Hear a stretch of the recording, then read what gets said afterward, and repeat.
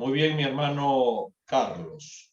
Seguimos estudiando escatología bíblica y estamos estudiando, como está el título, el reino fue rechazado por los judíos.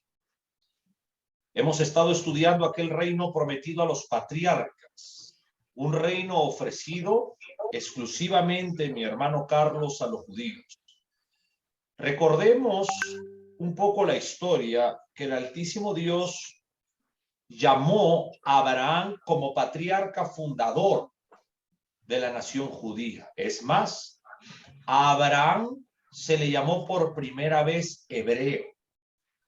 Y es ahí como comienza la historia de una tierra prometida. ¿Y por qué se le llama tierra prometida? Porque Dios la prometió. De ahí Dios ofrece lo que es un reino con un rey. Un rey con un rey. Porque cuando hay un rey, mi hermano Carlos, hay un reino. Y cuando hay un rey con un reino, ese reino tiene súbditos ante el rey. Ahora, vamos a estudiar los 4 evangelios y observamos que se sintetizan, como dice el evangelio según Juan. A lo suyo vino, a lo suyo, mira, a lo suyo vino y los suyos, los judíos, no le recibieron. Él vino para establecer un reino. Él vino a lo suyo, enviado por el Padre. Y los suyos no le recibieron. En realidad él vino para tomar su trono, implementar su reino, establecer su reino. Él era descendiente de David. Por eso, mi hermano, el evangelio según Mateo, en la genealogía de Jesucristo. Usted como estudiante, al igual que yo, pues estamos estudiando Mateo, que dice genealogía de Jesucristo, hijo de David, hijo de Abraham. Porque está hablando que por ahí, por ese esperma, por ese linaje, por esa descendencia, es que venía el Hijo del Altísimo, Dios Espíritu en la segunda persona de la Trinidad, revestido de humanidad.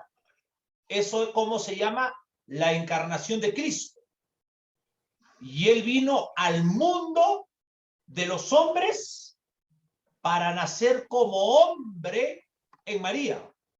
Miriam, alma en hebreo, doncella. Y recuerda que fue Dios en la tercera persona de la Trinidad quien pone la esperma en María, con los 23 cromosomas. Entonces, él era el descendiente de David. Recuerda que el Altísimo le prometió a David que un trono eterno. ¿Estamos de acuerdo? Amén. Ahora, quien promete un trono eterno, ¿es para un hombre o para un rey eterno? Un trono eterno para un rey eterno. Perfecto. Entonces, el trono eterno no era para David, sino era para el rey de los cielos.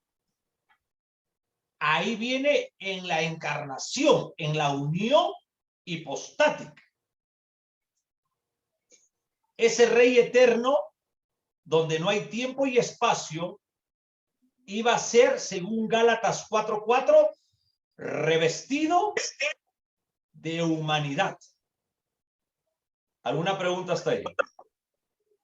No, ninguna, pastor. Ahora, una buena parte del pueblo de Israel sí le recibieron. Creyeron en él. Pero los líderes principales, los que tenían la autoridad religiosa y civil ahí en Jerusalén, lo rechazaron. Entonces, ¿qué estamos estudiando? El reino fue rechazado por los judíos y observamos el rechazo del rey del reino. Y ahí estamos entrando acá. Y este rechazo se manifestó ¿en qué? En varias etapas. En primer lugar, hemos estudiado que los judíos rechazaron a Juan el Bautista. Eso fue muy importante y para el Señor muy grave. Recuerda que Juan fue el santo varón y Juan era la voz que clamaba en el desierto. Y usted me dirá, pastor, pero ¿cómo este hombre puede clamar en un desierto? ¿Qué hace en un desierto? Porque yo me imagino un desierto con escorpiones, serpientes, huecos, tierra, sol caliente. Es que en aquel desierto había aldeas. Y en estas aldeas había población. Y Juan el Bautista proclamaba. Era el precursor del Señor Jesucristo. Ahora, anunciando que Jehová el Señor había llegado a Jerusalén. Ese nombre, ¿no? ¿Qué anunciaba Juan el Bautista? El último de los profetas del Antiguo Testamento. Que Jehová, el Señor, había llegado a Jerusalén. ¿Pero cómo? Si era Cristo. Isaías 41 dice: consolaos, consolaos, pueblo mío, dice vuestro Dios. Y el versículo 3, vos que clama en el desierto. Está hablando una profecía para Juan el Bautista. Amén. Amén. Preparad camino ¿a quién? A Jehová. Enderezad calzada en la soledad a nuestra Dios. O sea, quien venía ahí era Jehová de los ejércitos, el Dios del Antiguo Testamento, pero en la segunda persona de la Trinidad. Una sola esencia, mi hermano Carlos. Un solo Dios, una sola naturaleza en tres personas. En primer lugar, como has leído ya, los judíos rechazaron a Juan el Bautista. El Señor, en griego Kyrios, les reprocha que habían sido indiferentes para con Juan. Acá vemos de que Dios envía a un hombre de Dios, a un hombre para hablar del reino y del rey prometido en el Antiguo Testamento. Y gran pueblo judío lo rechaza. Oiga, ¿no pasa igual hoy en día cuando predicamos la sana doctrina? La mayoría no rechaza la sana doctrina y buscan caminos flexibles al humanismo o al materialismo. El Señor estimaba a Juan como el mayor del hombre nacido de mujer, como el mayor de los profetas. Ellos no le dijeron la importancia, no le dieron, mejor dicho, la importancia como predicador en el desierto. Y ahí en las orillas del Jordán, según el Evangelio de Mateo, porque vino a nosotros Juan en camino de ¿qué? De justicia. ¿Por qué? Porque predicaba el Evangelio del reino, predicaba el Evangelio del rey. ¿Será que ese Evangelio le pertenece a la iglesia de Jesucristo en la Gran Comisión? No. Porque el Evangelio del reino no es el Evangelio de la cruz. El Evangelio del reino es un evangelio judaico. Porque los judíos, ¿qué esperan? Un rey terrenal y un reino terrenal prometido a Abraham, a Isaac y a Jacob.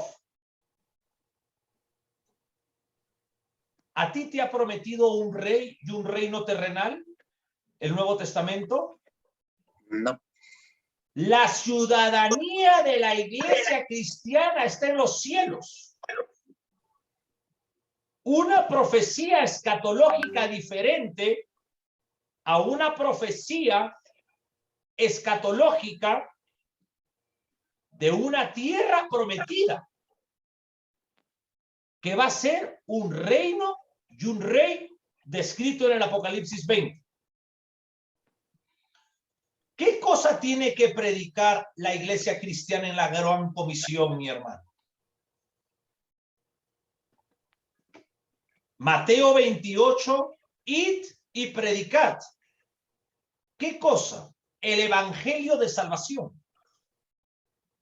¿Cuál es el evangelio de salvación? ¿Dónde uno se salva, mi hermano?